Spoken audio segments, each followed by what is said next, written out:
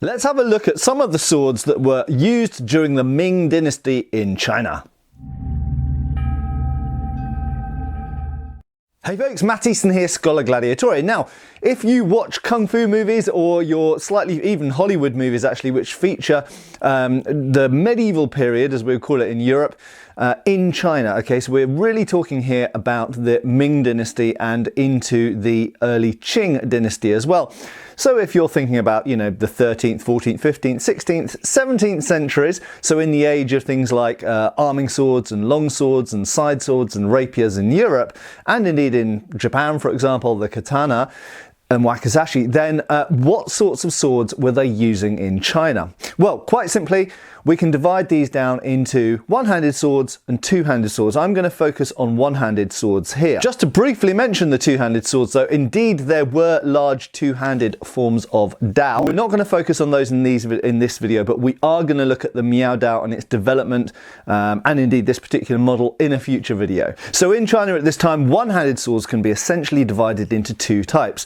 There is the jian, which is a straight double-edged sword, and then there is the dao, which is a single-edged sword and can be curved or straight. But just very briefly before I go on, we're going to have a quick word from my sponsors for this video, who are Raid Shadow Legends. Raid Shadow Legends may just be the greatest mobile game of all time, and it's now got over 600 champions. It's absolutely free to try out, free to play, free to download, and you can check it out with the QR code on screen or in the description right below. Now, Raid's pretty famous for its badass bosses, but this month they've added perhaps the biggest and baddest of all. With 6 heads, it's the Hydra. Hydra's got 6 different heads and they've all got different mechanics that you have to try and beat. You've got to work out different tactics for each head. In fact, there's a ton of good stuff happening this month in Raid. To start off, Raid's releasing a bunch of awesome new champions, along with a brand new Faction Wars crypt for one of my favourite factions, the Shadowkin. On top of that, there's a whole bunch of New Year's events and tournaments. This is an awesome time to get started with Raid, so if you use the link in my description below or the QR code on screen, then you'll get some free resources and a free mystery champion straight away to kickstart your game. Now, all of this treasure is going to be waiting for you up here in the inbox. Remember, this is only for new players and only for the next 30 days. So thanks for sticking with me. Now back to this video. Now this, as I say, this is a brief overview.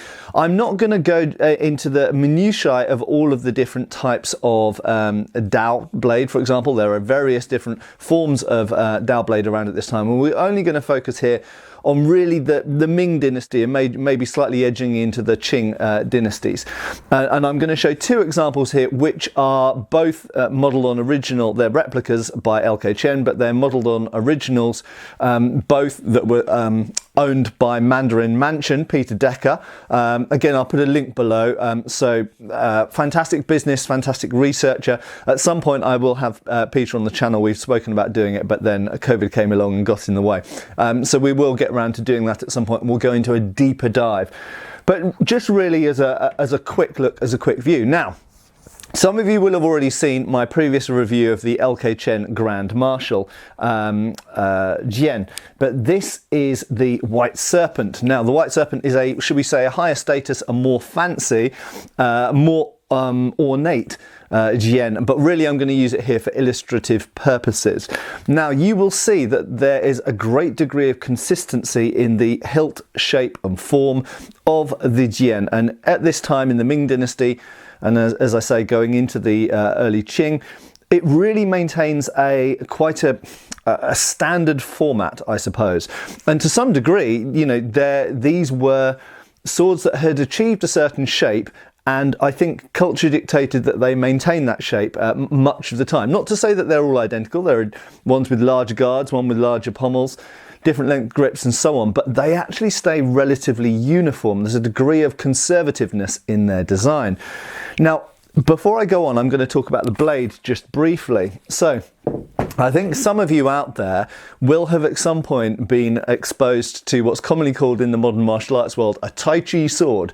Now, a Tai Chi sword really is, for the most part, a modern training version of a jian, okay? But the ones that you might have encountered might have had very floppy blades, very light blades, in many cases not very well made. But when we actually look at the originals of these, and again, this is a one-to-one replica of an actual original antique example, very, very close to the original, you know, it's completely copied one-to-one from it. These are quite substantial swords, and they're very much comparable in many ways with a European arming sword. But there are some differences.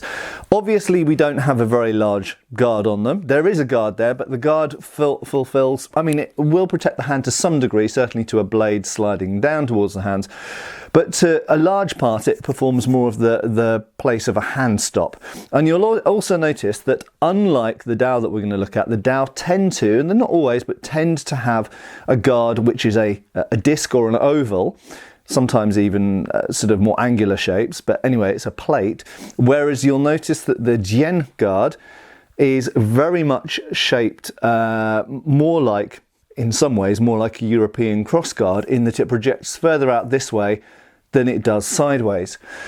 But coming back to the blade, the main feature of the jian is that it is straight and double-edged. That's really the defining feature. The points can vary in form. Sometimes these blades are more tapered, sometimes they're short points, sometimes they're more slender points, and even as we saw with the Grand Marshal, sometimes they have rounded points for reasons that aren't really clear to us.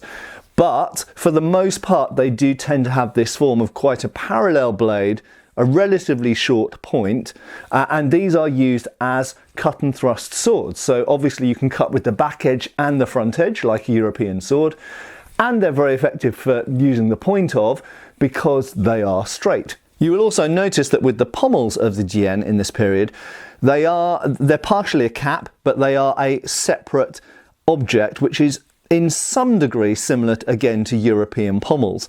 So overall we've got a similar format to a European arming sword. We've got a straight double-edged blade, we've got a crossguard, we've got a pommel, and we've got a grip in the middle.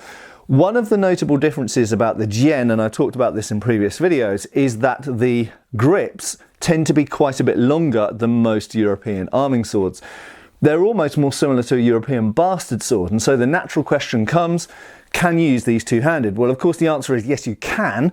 However, they don't seem to have been predominantly used one-handed.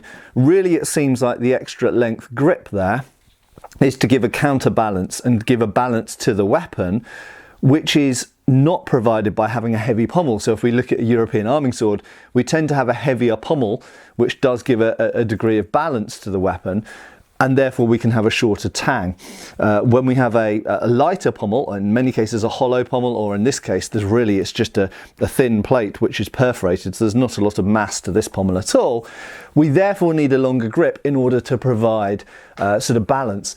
And it does seem as well that in Asia there was a tradition, even in one-handed swords, if we look at, for example, the Da, the Burmese Da, or the Krabi, various other swords from the Far East, we do find that there is a tendency towards, even with one-handed swords, having a grip that's longer than you need, presumably for balance purposes.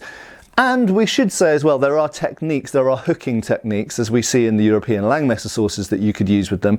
Although I don't personally know if that was done an awful lot in the martial arts of those areas. Primarily, these seem to be for purpose of balance.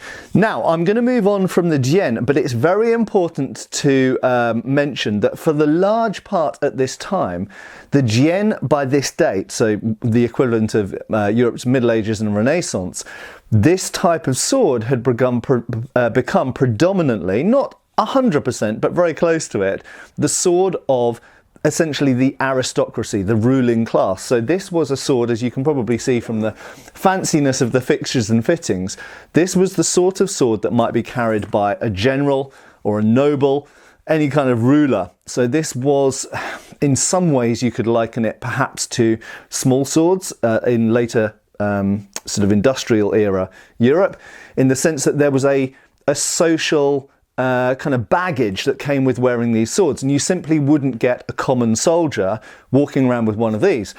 Now, I did mention an exception. There is a slight exception in that there were some sort of budget versions of these jian made for some militias, as far as I'm aware, from Peter Decker of Mandarin Mansion. But that's a subject for a future video, I'm sure. For the most part, these were elite swords for the gentry. So now we come to the Dao. Now, in Chinese, the word Dao essentially means anything with a single edge on it. So we do find with other words attached to the beginning, so something something Dao or something Dao, Pu Dao, for example, Dao, we would find it means different types of weapons. So sometimes you get a Dao which could be a glaive, we would call a glaive, or you could get a Dao which could be a type of knife, for example. In this case, we're going to be just looking at the sword-sized objects, the one-handed sword-sized objects, and we'll look at two-handed and pole-arm Dao in a future video, I'm sure. Now, as many of you who will have watched movies will be familiar with a certain type of sword, as shown here. And much like the so-called Tai Chi sword, which is actually derived from historical types of jian, the Chinese broadsword, as it's often referred in martial arts circles, certainly when I was doing Kung Fu back in the late 90s, these were known as Chinese broadswords. But this is a type of Dao. Now, this is actually a much later, this is a 19th century style of Dao. And when we look at Kung Fu movies, you'll notice that the Chinese broadsword often has this particular kind of proportion and shape. And that is largely because the martial arts clubs copied 19th century weapons that they had access to. If we actually go further back into the Ming and earlier Qing dynasties, then we actually find that while there are some Dao that have this kind of shape, for the most part, most of them were a little bit more slender and for the most part not normally quite as long as this. So what we have here, as shown at the beginning of the video, is the Yanling Dao from LK Chen, linked below. And this is a type of sword, this is a one-to-one replica of a sword that was owned and I believe sold by Mandarin Mansion by Peter Decker. And it's a complete replica of it. Now this particular sword was, I believe, early 17th century it was dated to by Peter. But that being said, this is quite representative, in my view, of Chinese swords that had been around for at least a century before that. So if we're looking at the equivalent of Renaissance, essentially, in Europe, then this is a very common type. It's a very good quality one, but it's a very common type of Chinese Dao. Now you'll notice that the hilt fittings and the scabbard fittings are what are called the square or rectangular form. Now I'm not going to go into that kind of level of detail in this video, but again it's something we might look at in a future video, and indeed when I do the full review of this sword. But it is very characteristic, this very boxed style of metal fittings on the scabbard, even at the shape at the bottom, and indeed at the ferrule on the grip and the pommel cap, which we'll talk about more in a second. And if you look at Ming Dynasty art, for example, whether it's an archer or whether it's a cavalryman or whatever, spearman, they often carry this type of Dao. Now, as I mentioned, they don't all have the same type of blade. We sometimes find them with slightly longer, slightly shorter blades, slightly broader, slightly narrower, different styles of fuller, so different cross section, and indeed different degrees of curvature, sometimes straighter, sometimes more curved, and sometimes with the curve in different portions of the blade. And we'll look at another sword in a second, which has the curve in a slightly different location for important reasons, but we'll get to that in a second. You'll notice the characteristics of this sword are, it has a single edge and it has a false edge. Very, very common, although not all of them had false edges, some of them just had a single edge. Okay, so this does have a double edge up at the point, like lots of European backswords and sabres do, which assists with thrusting, and theoretically you could also do back edge cuts if it was sharpened as well. Although, as I've expressed in previous videos, my view is that the primary purpose of that false edge is really to make the thrust more effective for the most part. You'll notice that this example has a double fuller. Now, this is an interesting feature, and I've got some theories about this, but I'm not an expert on Chinese swords by any means. But looking at the date that these double fullers start to appear on Chinese swords, I have wondered whether it was influenced by swords from outside China, because at around this date, these style of fullers are found on some European blades and are found on some Indian blades, and also blades from other areas as well, like Sri Lanka, for example. So I think it's possible that through their extensive trade networks and conflict with various people in the area, it's possible that the Chinese got the idea for this particular fullering style, and possibly even the false edge style, from outside. And as we'll see with the next sword, the Chinese were not shy to take design elements from non-Chinese weapons and absorb them into their own design. So leaving the blade aside for a second, one of the other very, very common features that we find with Chinese Dao in the Ming Dynasty and all the way through into the Qing and all the way through, in fact, to the 20th century is a disc guard of sorts. Now you'll notice that with the later period disc guard, it's often made like a cup, which I've made a video about in the past.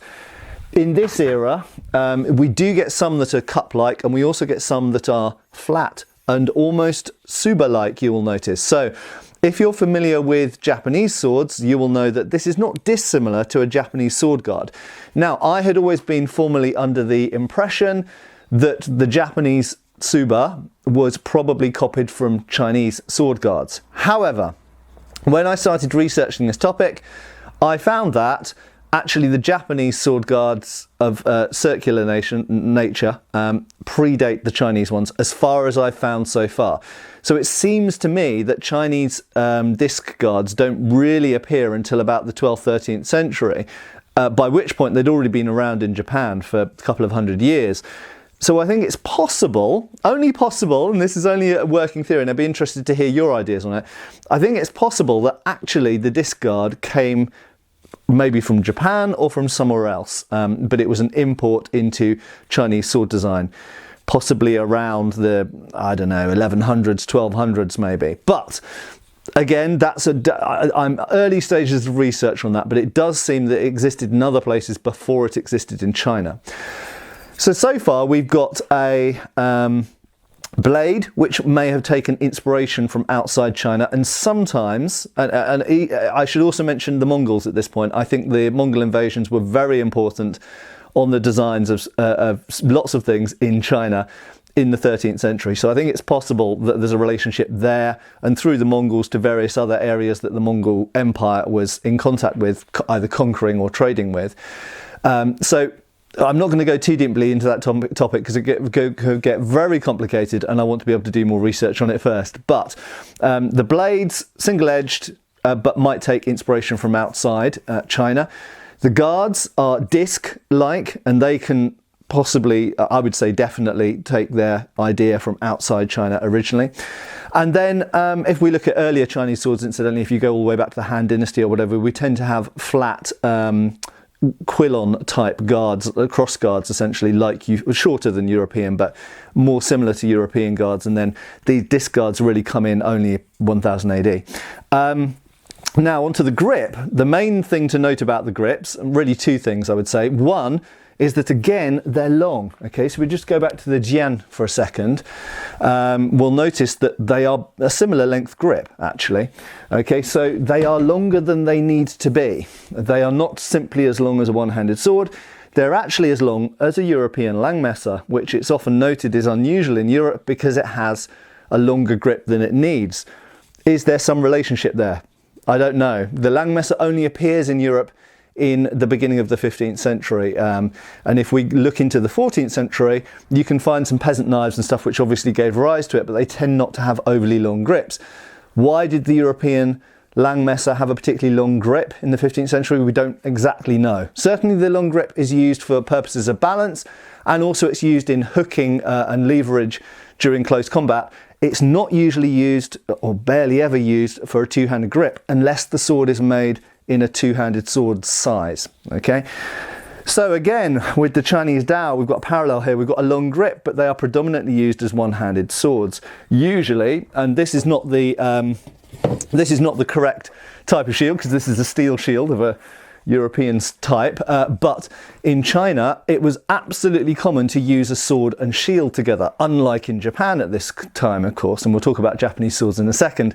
But because you're predominantly either using the one-handed sword by itself, if you're something like an archer, for example, or with a shield, if you're a spearman or some kind of close combat troops, then you want a one-handed sword. You don't really want a two-handed sword.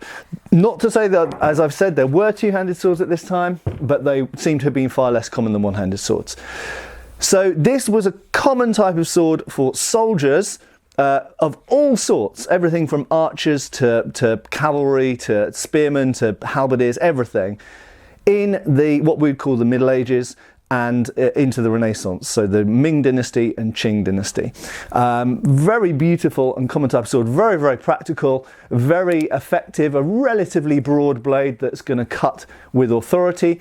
Not a particularly long sword, but it is able to thrust and cut very effectively. Now, the final type of Dao that we're going to look at explicitly in this video is LK Chen's Wo Yao Dao. Now, the word Wo in this is important because it refers to the Japanese. I'll explain why that is in a second. But at first sight, you might think that this looks rather similar to the previous Dao we've looked at, and it's from the same time period. Okay, so it's Ming to early Qing Dynasty, and it's got a disc guard. We'll look at the blade in a second. It's a single-edged blade. It's got a similar sort of braided, I'm not really sure what to call that, but wrapped grip. Okay, in this case it's bright green, but so you're not going to lose it. It's very useful, but you'll notice that the hilts are a similar length. There are some differences. Notice that this grip is straight. This grip is curved towards the cutting edge. Very interesting detail. I'll talk about that more in a second. And you'll also notice that whereas this had a flat-ish Suba-like guard, this one actually has a cupped guard. And again, this one is a replica. It's a one-to-one replica of an original antique that was sold, or owned or sold, I'm not sure, by Mandarin Mansion, which is Peter Decker's company. So absolutely, him working with LK Chen has meant that we've got one-to-one replicas of real, genuine antiques. I think this one is early Qing, so we're looking at 17th century here. Now, let's have a quick look at the blade. So the eagle-eyed amongst you might notice this is a very different type of blade. I'll put the scabbard down. So you'll notice it has no fullers. It has a different degree of curvature. It has a little bit of curvature here and then accelerates towards the tip. You'll notice that it's got a very different type of tip, a type of tip you might recognize. And this type of blade, the reason it's called after the Wo, is because it is very clearly inspired by these. Okay, so it's very clearly inspired by a Japanese Nihonto katana in this case. So why was that the case? Well, quite simply, the Chinese and the Japanese at this time did not get along and they had a lot of conflict. However, the Japanese, particularly in sort of naval engagements and piracy, the Japanese were quite formidable at this time, and I'm sure there were Japanese working for Chinese as well as as kind of guards and sailors and this kind of stuff as well. So anyway, they decided during the Ming Dynasty, they had quite a lot of interaction, positive and negative, with Japanese people wielding Japanese swords, and they quite admired some of the features, and so they experimented with adopting some of them. Now, at this point, I will briefly mention, very briefly, because this is for a future video, two-handed swords again. It does seem that during this period, the larger Japanese swords in use, sort of okatana, things like nodachi and things like this, possibly inspired the development of some of the Chinese swords that ended up with the Miao Dao, although they were known as different names at this period. Anyway, I'll leave that topic for the future video. So quite simply, what we've got here is a Chinese Dao of the late Ming, early Qing era with Japanese features to the blade. One of the things which you'll notice is different is it doesn't have a very marked yokota. It doesn't have exactly the same shape of kisaki or point as a Japanese sword does, but it is clearly inspired by the cross section of the blade, the shape of the point, the curvature are very clearly inspired by katana and wakizashi of this era. I should also mention this habaki-like feature at the bottom isn't necessarily inspired by Japanese swords, although you might think it is, because this seems to have been around much earlier. So it seems like they simply used this with this particular type of sword, maybe because they saw that the Japanese swords had a habaki on them and they thought, well, we also have these as well, so let's use that with that type of sword. The cup-like guard, as I've spoken about in my previous video, we don't exactly know why they are cup-like and why they have this turned up rim. One theory is that it catches the points of thrusts which are incoming. I think you'd be kind of lucky for that to happen. Lucky or unlucky, I'm not really sure what advantage that would give you. I think it's predominantly to make them more comfortable when they're against the side, because by making the side of the guard essentially thicker and flatter, when it's banging against you or your horse, it's less likely to wear through your clothes or give you an injury because you've got a larger surface area. Again, with this sword, we notice that it has a rectangular format, a geometric kind of square shape, and this is and even the grip as well, which gives fantastic edge alignment. I have to say, indexing the edge is super easy with these swords. I absolutely love the way they feel in the hand. I like rectangular grips on all swords, and this is very much a feature that we see come about in the Ming Dynasty and carry on into the Qing. Now, the final thing I want to talk about with these swords is the cant of the grip and the pommel cap. So pommel cap's the easy bit. So pommel caps, you will notice with both of these are, well, you probably can't see, but I will tell you, they are essentially hollow caps. And that's again something we find on certain other swords from other areas. You find it on certain Middle Eastern swords, on Persian swords, and also you find it occasionally on European Langmesser as well. And that's indicative of the fact that we've got a longer grip where we're not really seeking to add mass to the pommel. Okay, so don't think about this type of pommel cap in the same way you might think about the wheel pommel on an arming sword, for example, which is a big lump of steel. In this case, this is essentially a hollow cap, so it really adds very, very little counterbalance. It's really there to just protect the end of the grip, but because you've got a longer grip, equally you wouldn't want that to be very heavy either, or it would exert a lot of counterbalance that would rob you of some of the inertia in the blade when you actually swing the thing.